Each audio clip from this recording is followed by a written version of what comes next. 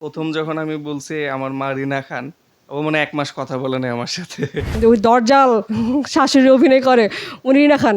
অবশ্যই সিনেমার মতন না, তাহলে তো টিকা যেত না এতদিনে। অনেক আগেই বিচ্ছেদ হয়ে যেত আমাদের মধ্যে। অভিনয় জীবন তো অভিনয় জীবনই, বাস্তব তো বাস্তবই। তবে বাস্তব নিয়েই অভিনয় হয়, গল্প হয়। আমার বাস্তব জীবন আলাদা, চরিত্র আলাদা ছবির। আর এই বাস্তব জীবনে এই যে আমার ছেলে, ছোট ছেলে। বিটিভিতে অনেক মুভি হতো। তো রাস্তা দিয়ে যখন আমি হেঁটে যেতাম, তখন দেখা যেত যে আম্মার আওয়াজ শুনলে বুঝতে পারতাম যে মুভি চলতেছে। তো আমি মাঝে, মাঝে ওইখান থেকে এড়াইয়া চলে যেতাম। কারণ দেখা গেল কি এখানে যেতাম, যাওয়ার পর অনেকে হইচই অনেক কিছু বলে। তো এই কারণে আমি ওই জায়গাটা একটু স্কোপ করতাম। বাট বিষয়টা কি, পরে আমাকে অনেকে বলতো যে, তোমার আম্মা এরকম করে, অভিনয় করছে, তোমার কাছে কেমন লাগছে?" আমি বলি, "ওটা তো পর্দা। আর বাস্তব তো আসলে এক না।" বাস্তবে যখন আম্মার সাথে অনেকেই দেখা করছে, এলাকাবাসী অনেক হেল্প করছে, তখন ওনারা আসলে বিষয়টা বুঝতে পারছে যে সে আসলে কিরকম। এটা আমার বলা লাগে নাই। ওনারা নিজের থেকেই বুঝে গেছে। তো একজন থেকে আরেকজন, আরেকজন থেকে আরেকজনের রেফারেন্সের মাধ্যমে প্রতিনিয়ত অনেক লোক আসে।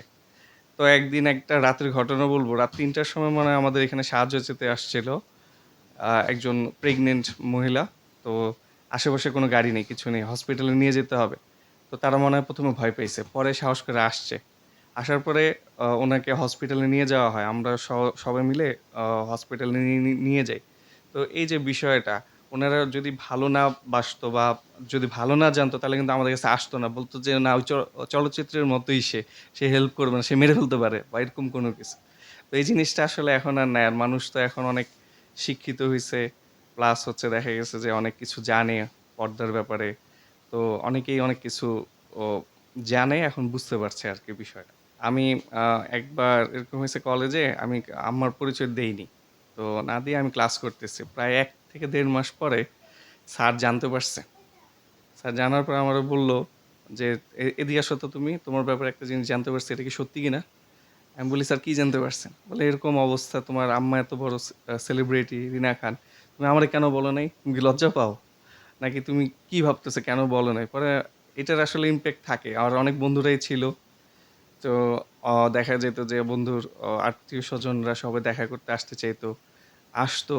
আর খেলাধুলার মাঝখানেও এরকম হয় নাই যে না কোনো ঝগড়াঝাটি, কোনো কিছু এরকম হয় নাই। কিন্তু সম্পর্কটা ভালোই ছিল মোটামুটি। যে আমার বৌমা আপনাদের হচ্ছে লাভ ম্যারেজ না অ্যারেঞ্জ ম্যারেজ? আমাদের লাভ লাভ ম্যারেজ। ম্যারেজ বলা যায়। ১ম যখন আমি বলছি আমার মা রিনা খান, ও মনে হয় ১ মাস কথা বলে নাই আমার সাথে। বিষয়টা বলতে আসলে কেমন ও ছিল? ওর থেকেই শোনেন, আপুর কাছে একটু জানতে ওর চাইবো যে থেকেই শোনেন। প্রথমে তো ওর সাথে পরিচয় হওয়ার পর ১ সপ্তাহ আমাকে বলে নাই যে ওর আম্মু যে রিনা খান বা এরকম কোনো কিছু আমি জানতামই না। পরে হঠাৎ করে একদিন বলতেছে, "তুমি কি জানো আমার আম্মুকে?" আমি বলছি, "কে?" বলে, "রিনা খান।" আমি বলছি, "রিনা খান?" আমি ভাবছি যে সিনেমাতে ভালো ক্যারেক্টার যে করে, ভালো মার অভিনয়, আমি বলছি উনিও হয়তো বা উনি রিনা খান তো হবে।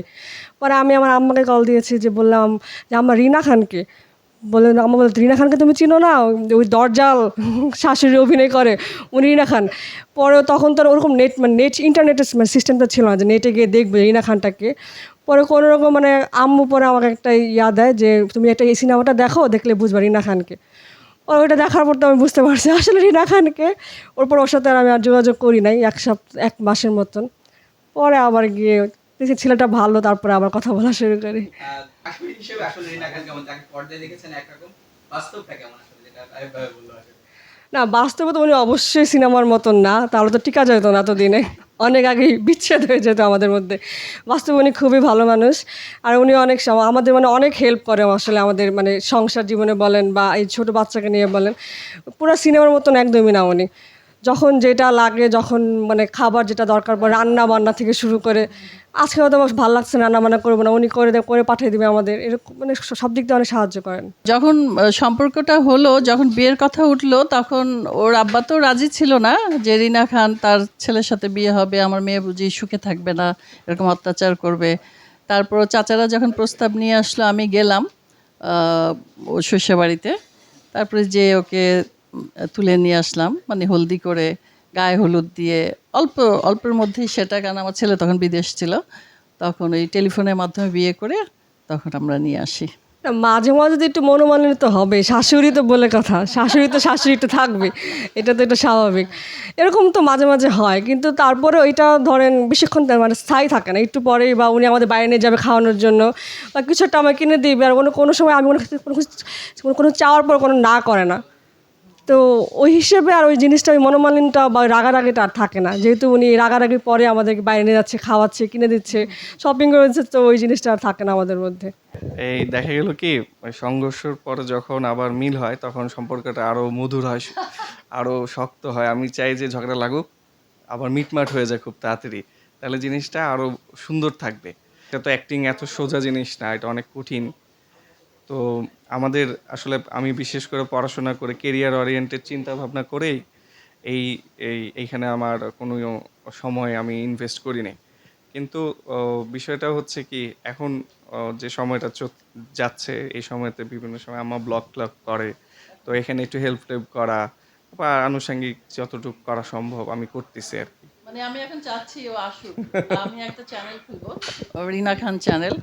তো এটাতেই ওকে আমি দেব হিরো হিসাবে, এবং সবাই থাকবে। আমার নাতি আছে, ও এখনও খুব ফেমাস, এখনই ফেমাস হয়ে গেছে, মানে রিলস করে। হ্যাঁ, হ্যাঁ, ওর বেশি ভিউ হয় আমার চেয়ে বেশি, তার মানে ও এখন সেলিব্রিটি। দেশ বিদেশের সর্বশেষ সংবাদ সবার আগে জানতে ক্লিক করুন risingbeauty.com। প্রতি মুহূর্তের খবর অনলাইনে।